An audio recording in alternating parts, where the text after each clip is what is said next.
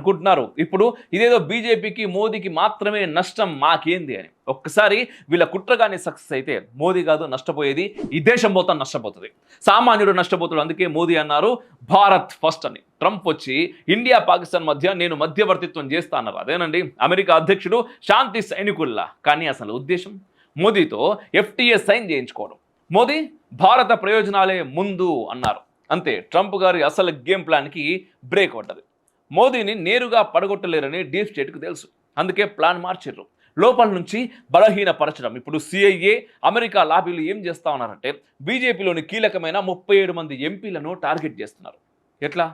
డబ్బు ఇస్తాం, పొజిషన్ ఇస్తాం, లేకపోతే కేసులు పెట్టేస్తాం. వీళ్ళలో కొందరిని ఎన్డీఏ లైన్ నుండి దూరం చేయడం. మొదట బీజేపీలో విభజన, తర్వాత ఎన్డీఏలో కల్లోలం, వీరి లక్ష్యంలో భాగం. ఇలా ప్రభుత్వాన్ని లోపల నుంచే కూల్చడం. ఇది చాలా పెద్ద గేమ్.